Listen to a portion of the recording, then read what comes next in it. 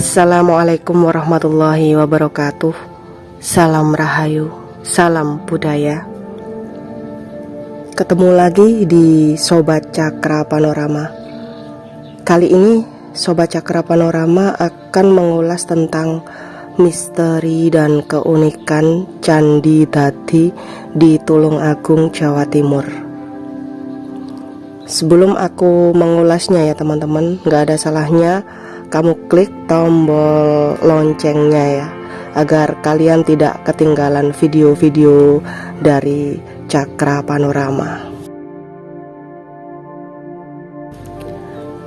Candi Dadi yang terletak di Dusun Mojo, Desa Wajak Kidul, Kecamatan Boyolangu, Tulungagung, Jawa Timur. Candi ini memiliki keunikan tersendiri. Candi Tunggal yang berada di puncak bukit ini juga menyimpan kisah misteri yang melegenda dari mulut ke mulut.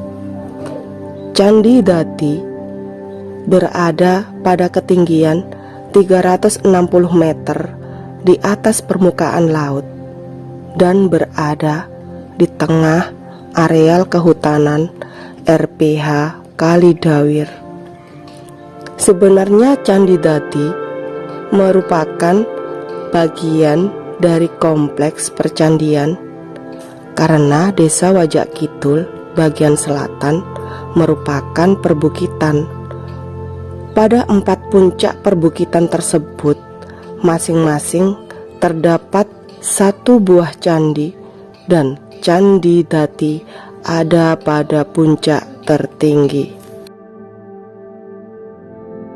Pada puncak lain terdapat Candi Gemali, Candi Buto, dan Candi Urung atau Bubrah, sehingga membentuk deretan candi dari yang paling rendah ke yang paling tinggi, yaitu Candi Dadi. Kondisi Candi Dadi itu sekarang tinggal puing-puing yang berserakan. Hanya tinggal Candi Dadi yang berdiri kokoh. Candi Dadi merupakan candi tunggal yang tidak memiliki hiasan dan arca. Denah Candi Dadi berbentuk bujur sangkar dengan ukuran panjang 14 meter, lebar 14 meter, dan tinggi 6,5 meter. Bangunan berbahan batuan andesit itu terdiri atas batur dan kaki candi. Berbatur tinggi dan berpenampilan setiap sisinya. Bagian atas batur merupakan kaki candi yang berdenah segi 8. Pada permukaan tampak bekas tembok berpenampang bulat yang kemungkinan berfungsi sebagai sumur. Diameter sumur adalah 3,35 meter dengan kedalaman 3 meter. Uniknya, sumuran itu ketika hujan turun sederas apapun, di dalam sumuran tidak pernah menggenang air. Air yang turun langsung meresap ke dalam. Sejak awal berdiri, belum pernah mengalami pemugaran. Jadi, Candi Dadi ini masih sama dengan zaman dulu. Penelitian terhadap Candi Dadi pernah dilakukan oleh beberapa ahli purbakala, yaitu P.J. Vetz 1878, Hoppermans 1913, N.J. Combe 1915, dan 1923. Hess 1901. Dalam laporan Belanda pada abad ke-19 disebutkan adanya kelompok bangunan candi jumlahnya 5, di lereng utama Pegunungan Wajak atau juga disebut Pegunungan Wali Kukun di Tulung Agung. Candi Dadi merupakan salah satu dari 5 kelompok candi tersebut. Tetapi sekarang ini hanya Candi Dadi saja yang masih tersisa, sedang yang lain sudah tak berbekas lagi. Letaknya yang berada di puncak bukit dihubungkan dengan anggapan masyarakat Indonesia kuno bahwa puncak gunung adalah tanah suci. Anggapan ini merupakan sebuah tradisi yang berlangsung sejak zaman prasejarah yang percaya bahwa arwah para leluhur berada di puncak gunung.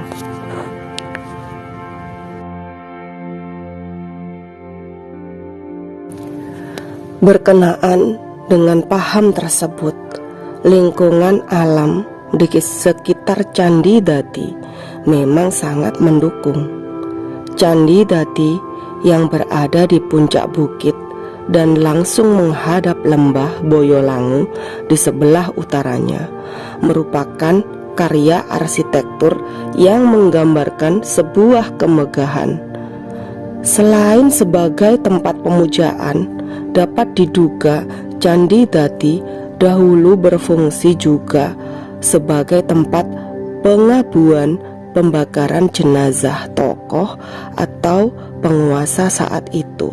Sifat keagamaan yang melatar belakangi pendiriannya secara tepat belum diketahui.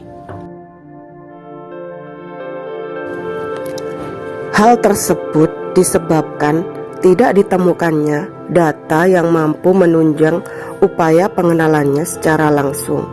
Namun, sumuran yang terdapat di bagian tengah bangunan candi tersebut dapat digunakan sebagai petunjuk dari karakter sebuah percandian berlatar belakang keagamaan Hindu.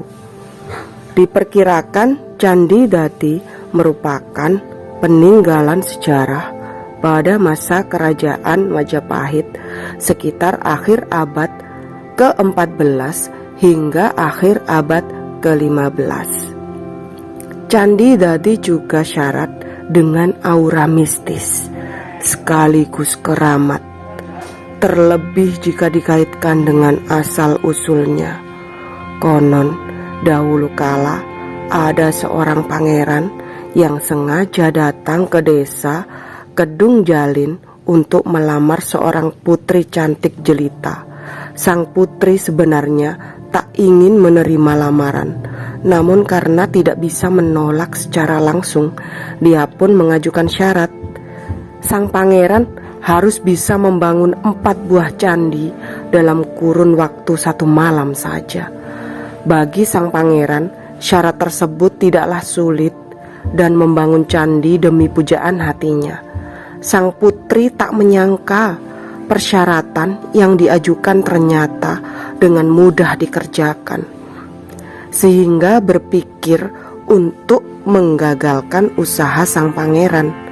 Akhirnya, ketika candi keempat hampir selesai, sang putri memerintahkan beberapa wanita untuk membunyikan suara lesung.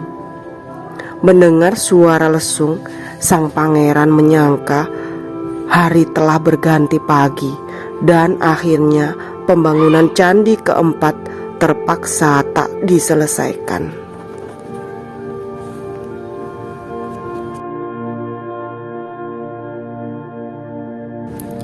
Candi keempat ini oleh masyarakat dinamakan Candi Urung karena bentuknya yang tidak sempurna.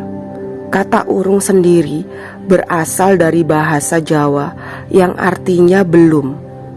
Tak berapa lama sang pangeran menyadari hari masih petang dan merasa telah ditipu oleh sang putri.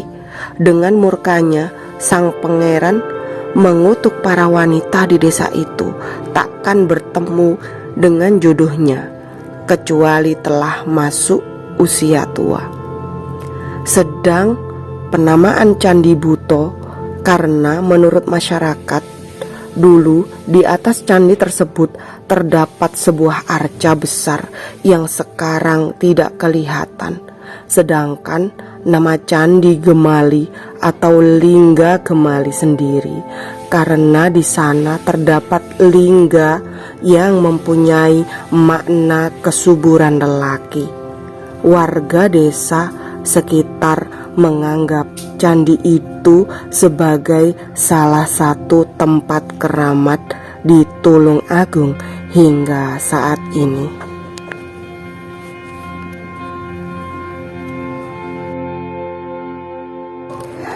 Jadi demikian ya teman-teman, cerita dari misteri dan keunikan Candi Dadi di Tulung Agung, Jawa Timur ini. Tetap standby di channel ini, di channel Sobat Cakra Panorama ya. Jangan lupa subscribe, like, comment, and share agar kamu tak pernah ketinggalan video-video dari Cakra Panorama.